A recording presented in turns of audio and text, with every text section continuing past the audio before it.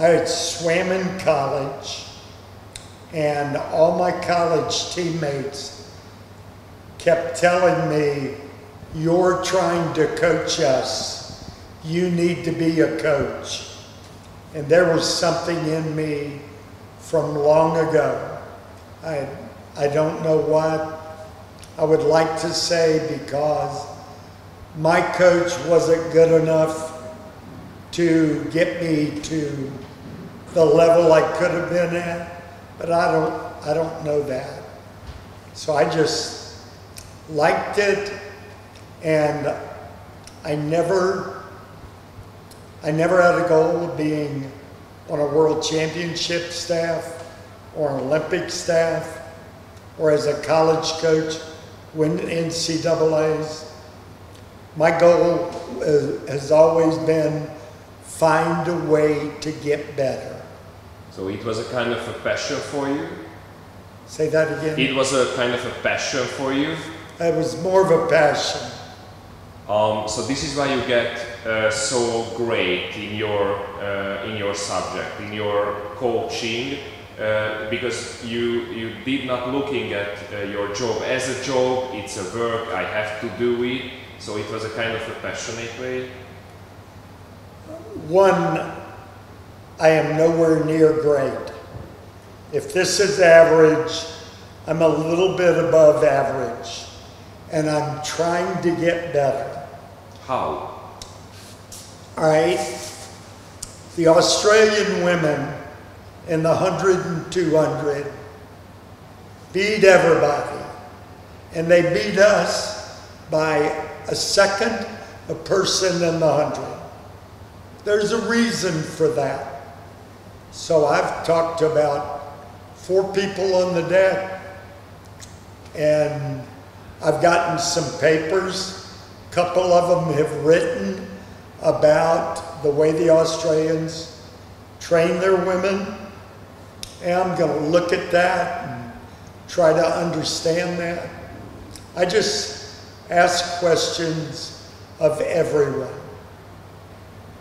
And everybody loves to talk about the sport and themselves. So ask questions of anybody. Which athlete and which result are you the most proud of?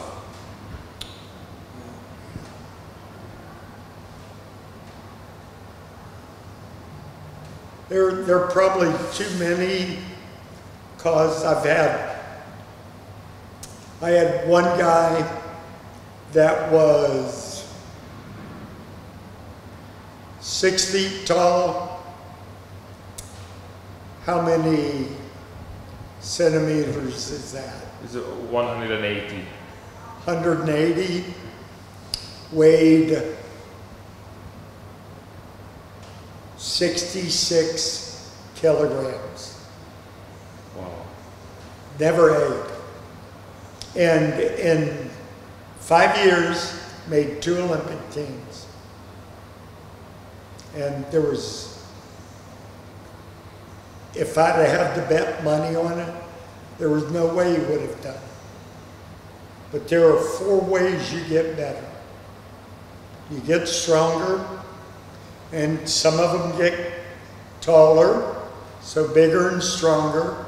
Ideally, you'd like them to be built like Leon Marchand, French kid, muscular but lean, and angular features. So it goes through the water like a narrow fish. And no frontal resistance, a lot less drag on the back.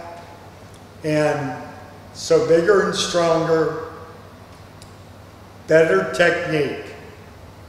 Got to work on technique. If you don't work on technique on a daily basis, it's like housework or yard work. It just gets worse. And then you have a very big job instead of 10 minutes a day. And 2 other parts of that is they've got to work harder or I've got to work them harder. So bigger and stronger, better technique. They work harder. I do a better job with practice. How is so to be better, to be stronger? It's you have to have a great training method. So, for example, like a week, how is looking for the trainings? How is a weekly training looking? Well, your method doesn't have to be great.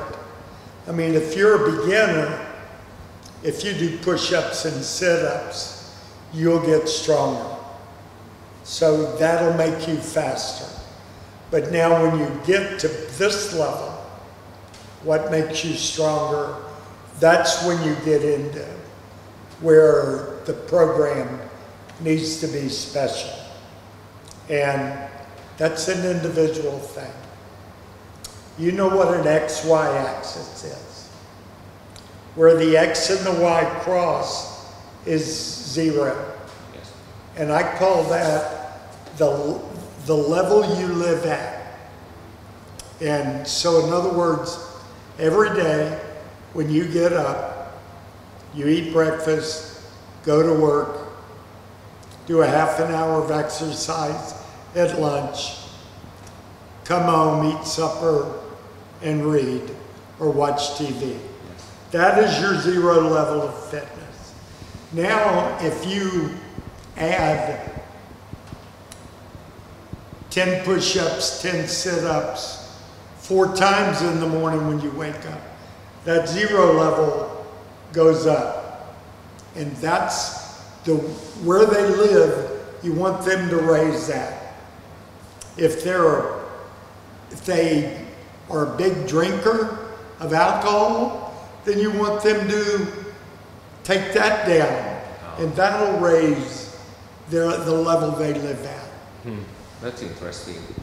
Okay, but that side on the training, that means that, for example, anaerobic or aerobic trainings in the water and outside the water.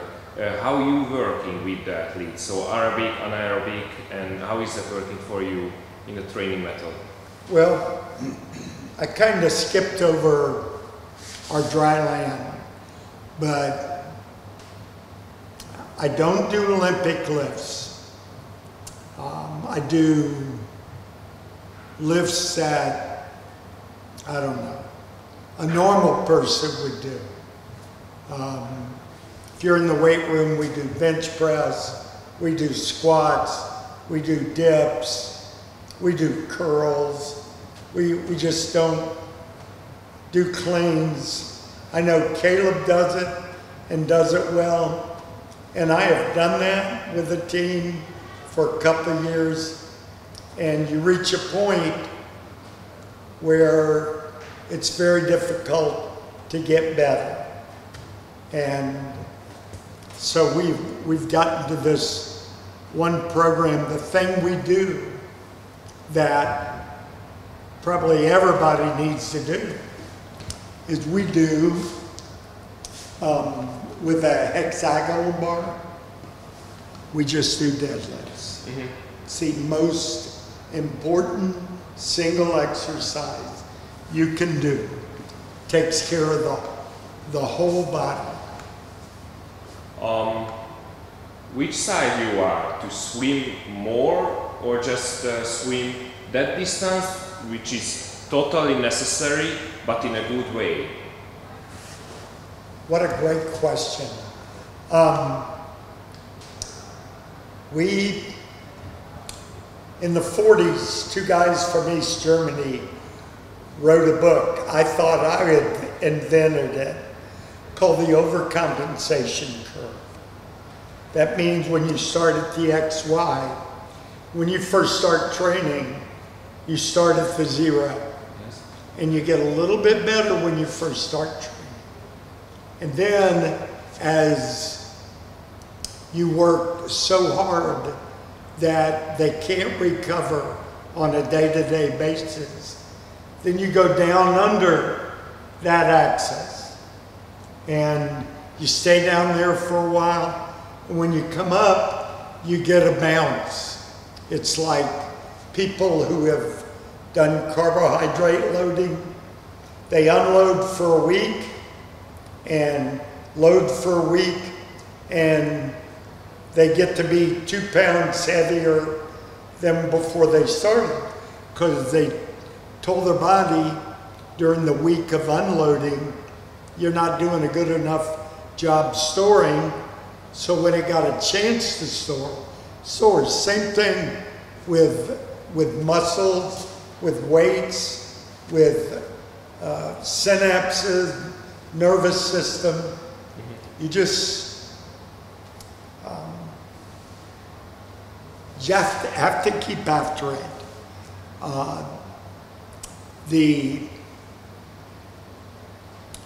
Probably the number one, I would say, due to the overcompensation curve, I would say that at that time we're doing too much. I don't know what too much is. No one does. But how do you know that it's down there? So, you know, the athletes working totally in a different way. Every athlete has a own situation and an own down. Right. How do you know when they are in the deepest point? Well, an easy answer is you've got to know your athletes. And the best answer is you've got to trust them. If they're not going, when you have a day where they're supposed to go an anaerobic workout and they fail halfway through and it's honest, then you've gone too far. Yes. And you back off. Okay. And it's just like you said, it's different for everyone. If you think the same workout is good for Christoph, is good for everybody on his club, it's probably not. Honestly, they may need to do more because he is truly gifted. And if you're not talented as this guy, the only way you beat him is by doing more. I think this is one of the most complete meets I've seen Hungary have. And I was in, I don't know personally, but I knew and watched Christine Egerzeki, Thomas Darnye, Andres Hargitay.